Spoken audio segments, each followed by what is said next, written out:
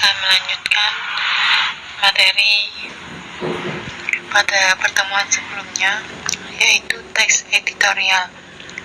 Baik, langsung saja Ibu mulai.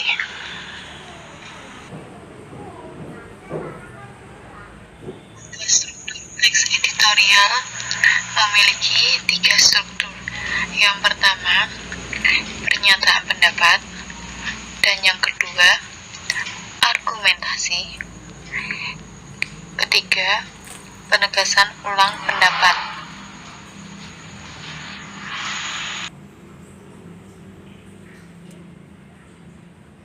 Pada pernyataan pendapat, yang pertama, pernyataan pendapat atau yang disebut tesis merupakan bagian berisi sudut pandang penulis terhadap permasalahan yang telah dibahas.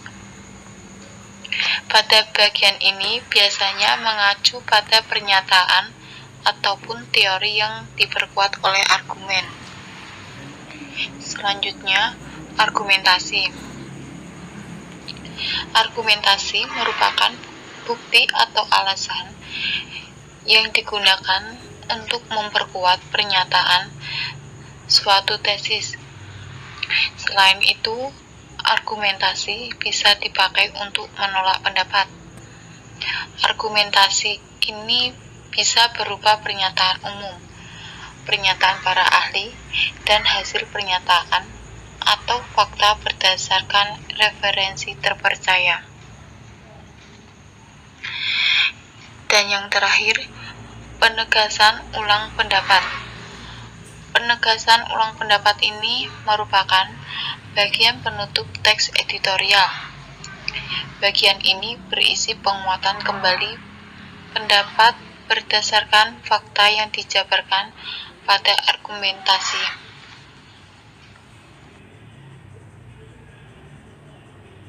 Selanjutnya, kaidah kebahasaan teks editorial.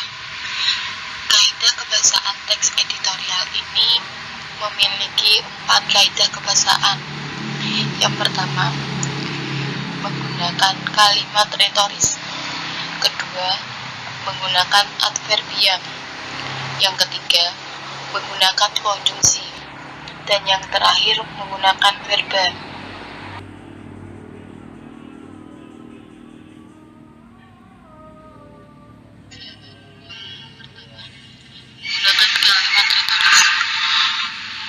Kalimat retoris ini merupakan kalimat pernyataan yang tidak memerlukan jawaban.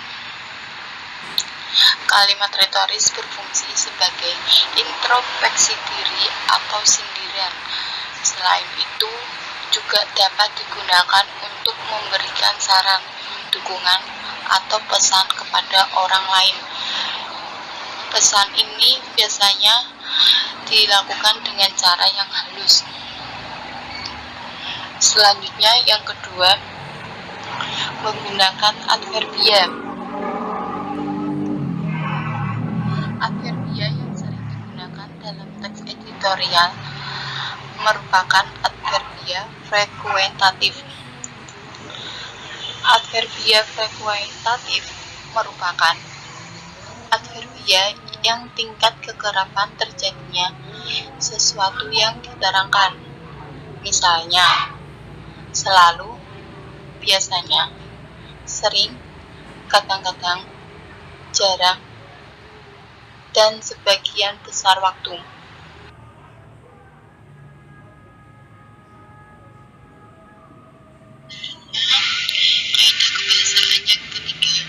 Kaidah kebahasaan yang ketiga, menggunakan konjungsi.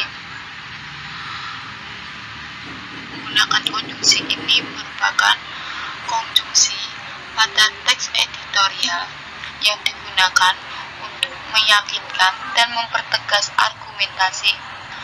Konjungsi yang dimaksud antara lain konjungsi temporal, misalnya pertama, kedua, ketiga, dan seterusnya.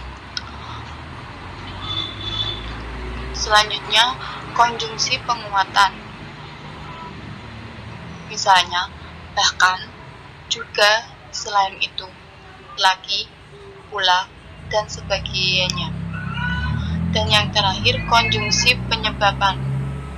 Konjungsi penyebaban ini misalnya sebab, karena itu, maka, dan sebagainya. Untuk yang terakhir, kaidah kebahasaan menggunakan verba. Kaidah kebahasaan menggunakan verba ini merupakan teks editorial yang menggunakan verba material, verba rasional, dan verba mental. Untuk verba material ini merupakan verba yang menunjukkan peristiwa atau perbuatan fisik. Selanjutnya, yang verba rasional ini merupakan verba yang menunjukkan adanya hubungan intensitas satu dengan yang lain. Selanjutnya, verba mental. Verba mental ini merupakan verba yang menunjukkan adanya persepsi, misalnya melihat, merasa, dan sebagainya.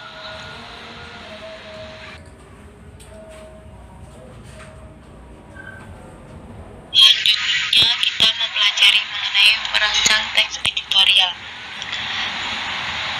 Jadi, tajuk rencana atau yang disebut teks editorial merupakan artikel pokok dalam surat kabar yang merupakan pandangan redaksi terhadap hal-hal atau peristiwa penting yang sedang menjadi perbincangan pada saat surat kabar diterbitkan.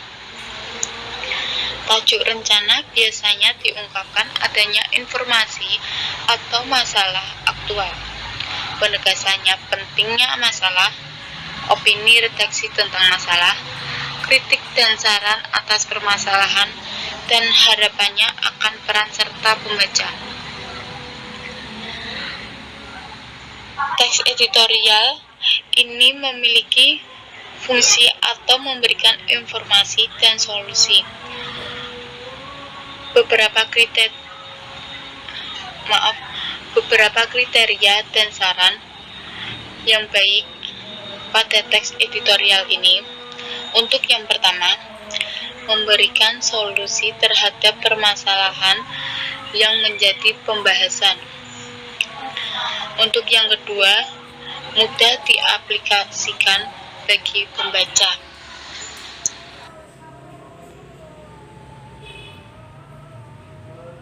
Selanjutnya, pada teks editorial ini juga terdapat manfaat. Manfaat teks editorial yang pertama, bisa membuka pandangan baru untuk pemerintah, orang, atau lembaga yang bersangkutan. Untuk manfaat teks editorial yang kedua, informasi yang tersebar melalui opini yang ditulis bisa memangkas dominasi propaganda yang disebar pemerintah. Untuk manfaat yang ketiga, bisa menampung aspirasi masyarakat mengenai suatu hal yang terjadi di negara. Untuk manfaat yang terakhir, bisa digunakan untuk mengkritik seseorang, lembaga, atau pemerintah dengan jalan yang legal. Teks editorial ini tidak ditulis berdasarkan emosi sesaat, tetapi harus mencantumkan fakta di dalam artikel.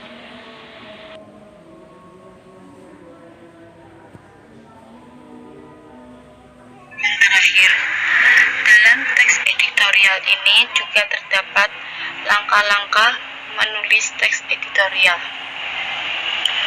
Untuk langkah-langkah menulis teks editorial yang pertama, untuk memastikan karya tetap profesional dan kuat, ingatlah beberapa pedoman saat menulis.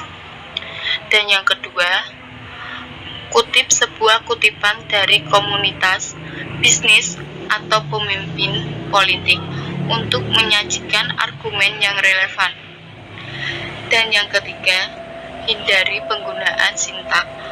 Orang pertama menggunakan kata saya dapat melemahkan dampak pernyataan penulis. Dan yang Keempat, bahas topik yang jelas dan menghindari yang bertele-tele.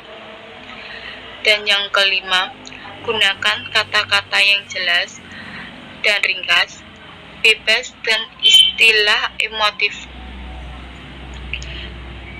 Untuk yang keenam, pastikan pandangan yang diungkapkan adalah milik penulis dan bukan pinjaman dari contoh yang digunakan untuk inspirasi.